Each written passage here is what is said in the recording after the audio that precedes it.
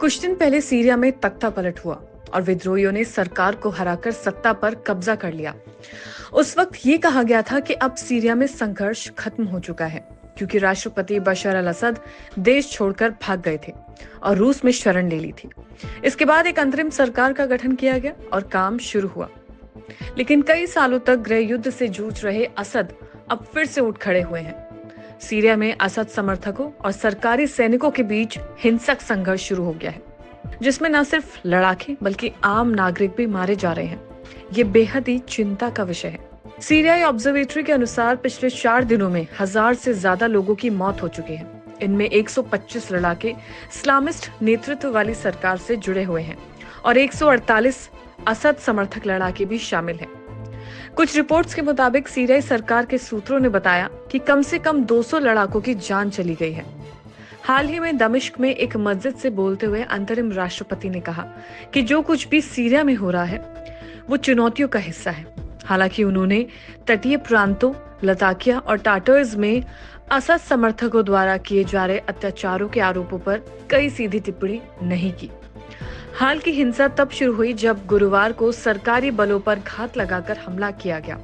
सीरियाई रक्षा मंत्रालय के प्रवक्ता ने इसे सुरक्षा बलों पर एक विश्वासघाती हमला बताया है। इसके बाद असद के समर्थकों और सरकारी बलों के बीच झड़पों का सिलसिला शुरू हो गया। इस संघर्ष के बीच सैकड़ों नागरिक अपने घरों से भागने लगे।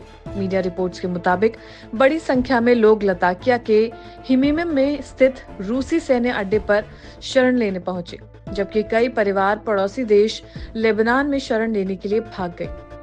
लताकिया और टाटर्स पूर्व राष्ट्रपति बशर अल असद के गढ़ रहे हैं। ये दोनों प्रांत अलावी अल्पसंख्यक समुदाय से संबंधित हैं, जो शिया इस्लाम का हिस्सा है और सीरिया की कुल जनसंख्या का लगभग 10% हिस्सा बनता है।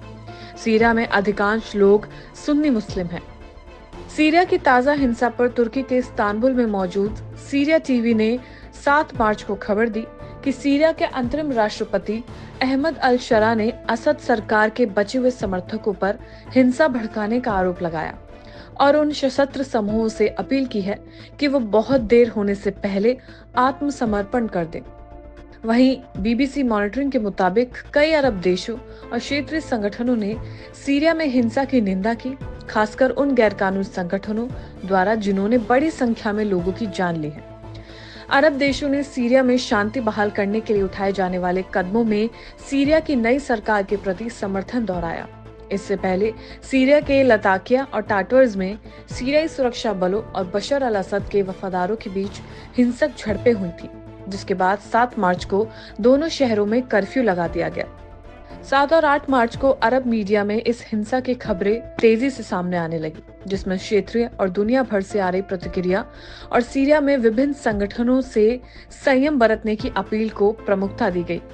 इस संघर्ष ने फिर से सीरिया के अंदर अस्थिरता को बढ़ा दिया है और शांति की उम्मीदें और भी ज्यादा धुंधली नजर आ रही हैं।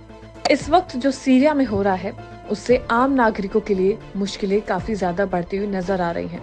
इसमें सिर्फ लड़ाके नहीं बल्कि आम नागरिक भी मारे जा चुके हैं। सीरियाई ऑब्जर्वेटरी के मुताबिक जो आंकड़ा सामने आया है उसके मुताबिक पिछले 4 दिनों में 1000 से भी ज्यादा लोगों की मौत की पुष्टि की जा चुकी है। इनमें से 125 तो लड़ाके ही हैं जो इस्लामिस्ट नेतृत्व वाली सरकार से जुड़े हुए हैं।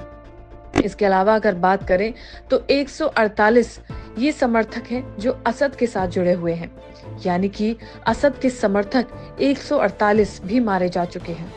रिपोर्ट्स के मुताबिक सीरियाई सरकार के जो सूत्रों के मुताबिक बताया जा रहा है उसमें कम से कम 200 लड़ाकों की जान जा चुकी है।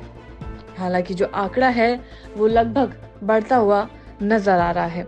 सीरिया के अंतरिम राष्ट्रपति हिंसा को कम करने के लिए गुहार लगाई है। उनका कहना है कि इस वक्त चुनौतियां भर भर के सामने से दस्तक दे रही हैं। उन्होंने कहा कि तटीय प्रांतों लताकिया और टाटर्स में असद समर्थकों द्वारा किए जा रहे अत्याचारों के आरोपों पर कोई भी उन्होंने सीधी टिप्पणी नहीं की है। हाल की हिंसा तब शुरू हुई है जब सरकारी बलों पर यह हमला शुरू किया गया। इसके बाद सड़कों पर लगातार ये हमले देखे जा सकते हैं। सीरिया में पिछले कुछ दिनों से हिंसा बढ़ती जा रही है। सेना और पूर्व राष्ट्रपति बशर अल असद के समर्थकों के बीच ये झड़पें हो रही हैं, जिससे सैकड़ों लोग मारे गए हैं। अब इस हिंसा में 1000 से ज्यादा लोग अपनी जान गंवा चुके हैं, जो 2011 में शुरू हुए सीरियाई गृह युद्ध के बाद से सबसे बड़ी संख्या है। ये जानकारी सीरिया युद्ध पर नजर रखने वाली संस्था Syrian observatory for human rights ने दी है। संस्था के मुताबिक पिछले 2 दिनों में सुरक्षा बलों ने अलावी मुस्लिम समुदाय के 745 से ज्यादा लोगों को मार डाला है। इसके अलावा असद समर्थक 148 लड़ाके भी मारे गए हैं। वहीं सुरक्षा बलों के 125 जवानों की भी मौत हुई है। सीरिया में हिंसा का सिलसिला पिछले साल दिसंबर में हुए तख्तापलट के बाद से और बढ़ गया है, जब बशर अल असद देश छोड़कर रूस भाग गए थे। इसके बाद सीरिया की सत्ता पर उग्रवादी संगठन हयात तहरीर अल शाम यानी कि HTS का कब्जा हो गया था। सीरियाई सरकार का कहना है कि असद के वफादार लड़ाकों ने सुरक्षा बलों पर हमला किया, जिससे हिंसा शुरू हुई। वहीं असद के समर्थक ये आरोप लगा रहे हैं कि सुरक्षा बलों ने रिहायशी इलाकों पर बमबारी की है। रिपोर्ट्स के मुताबिक झड़प उस समय शुरू हुई जब सुरक्षा बलों ने एक शख्स को गिरफ्तार करने की कोशिश की। इसके बाद सरकार ने लताकिया और टाटवर्स में भी भारी संख्या में सेना तैनात की और कर्फ्यू लागू कर दिया। ये दोनों प्रांत अलावी समुदाय के गढ़ माने जाते हैं, जो असद के प्रति वफादार रहे हैं। इस हिंसा में सीरिया में सत्ता पर काबिज सरकार के लिए एक बड़ी चुनौती खड़ी कर दी है।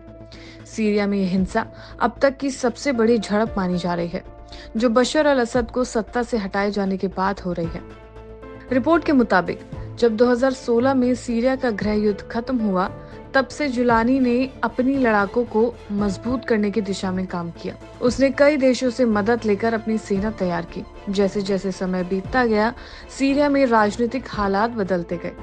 रूस, जो पहले असद का समर्थन करता था, अब सीरिया से अपनी सेना को वापस ले चुका था। 2022 में जब यूक्रेन में युद्ध शुरू हुआ और रूस वहां व्यस्त हो गया, तब जुलानी ने यह अवसर हाथ से नहीं जाने दिया और सीरिया में हमला किया। जुलानी ने सीरिया की सेना पर हमला करके सिर्फ 11 दिनों में राष्ट्रपति बशर अल असद को सत्ता से हटा दिया। 8 दिसंबर 2023 को रात के करीब 12 बजे जब भारत में रात थी, तो एक खबर आई कि सीरिया के राष्ट्रपति बशर अल असद पूरे परिवार के साथ रूस भाग गए हैं। 27 नवंबर को जब सीरिया के विद्रोहियों ने अलेप्पो पर हमला किया, तो शायद असद ने नहीं सोचा होगा कि उनके शासन की उल्टी गिनती शुरू हो चुकी है। सुरक्षा सूत्रों के मुताबिक 6 मार्च को घात लगाकर किए गए हमलों के बाद असद के समर्थकों और सैन्य कर्मियों के बीच झड़पों में कम से कम 200 लोग मारे गए हैं। ये संघर्ष उस समय हुआ जब देश भर से नए प्रशासन के समर्थक इलाकों में उतर आए थे। अधिकारियों के मुताबिक समुदाय के दर्जनों लोगों की हत्या, उनके घरों पर हमलों के लिए मिलिशिया संगठनों को जिम्मेदार ठहराया गया। ये हमले बदले की भावना से किए गए थे, जो शिया अल्पसंख्यक समुदाय पर किए गए थे। बशर अल असद की भी शिया समुदाय से आते हैं और उन्होंने सीरिया पर 2 दशक से ज्यादा समय तक शासन किया है। सीरिया के मौजूदा प्रशासन का कहना है कि मिलिशिया संगठन सुरक्षा बलों की मदद करने के लिए आए थे। ये संगठन असद के समर्थकों को पीछे अपराधों के लिए दोषी ठहराते रहे हैं। ब्रिटेन स्थित Syrian observatory for human rights यानी कि SOHR ने कहा कि सीरिया के तटीय इलाकों में जारी लड़ाई 13 साल पुराने गृह युद्ध में सबसे भीषण हिंसा में से एक है। इस संस्था के मुताबिक सीरिया के तटीय क्षेत्र में से एक इस्लामाबादी शासकों और असद के अलावी संप्रदाय से जुड़े लड़ाकों के बीच 2 दिनों के संघर्ष में 1000 से ज्यादा लोग मारे गए हैं। ये हिंसा सीरिया के लिए एक नया संकट लेकर आई है, जिसमें कई पक्षों के बीच लड़ाई जारी है। सीरिया की स्थिति अब और भी जटिल हो चुकी है। यहाँ कई गुट ऐसे हैं जो एक दूसरे से भिड़ रहे हैं और शांति की कोई उम्मीद नजर नहीं आ रही है। इन सब घटनाओं ने सीरिया में युद्ध की स्थिति को और भी बढ़ा दिया है। ये संघर्ष केवल सीरिया तक सीमित नहीं है, बल्कि यहाँ एक वैश्विक संकट बनता हुआ नजर आ रहा है। क्षेत्रीय और अंतर्राष्ट्रीय शक्तियां भी सीरिया के अंदरूनी मामलों में इंटरफेयर कर रहे हैं, जिससे स्थिति और भी ज्यादा खराब होती नजर आ रही है। यहाँ एक ओर रूस और ईरान असद का समर्थन कर रहे हैं, वहीं दूसरी ओर अमेरिका और कई पश्चिमी देश विद्रोहियों का समर्थन कर रहे हैं। इसके रिजल्ट सीरिया के लोग भारी संकटों का सामना कर रहे हैं और इस युद्ध ने पूरी दुनिया को चिंता में डाल दिया है। सीरिया में हो रही ये हिंसा अब तक के सबसे बड़े संघर्षों में से एक है, जिसमें हजारों लोग मारे जा चुके हैं और लाखों लोग बेघर हो चुके हैं। ये संकट केवल सीरिया के लिए नहीं, पूरे मध्य पूर्व और दुनिया के लिए गंभीर समस्या बन चुका है। समय आ गया है कि दुनिया सीरिया में शांति स्थापित करने के लिए एकजुट हो और इस हिंसा को समाप्त करने के लिए ठोस कदम उठाए।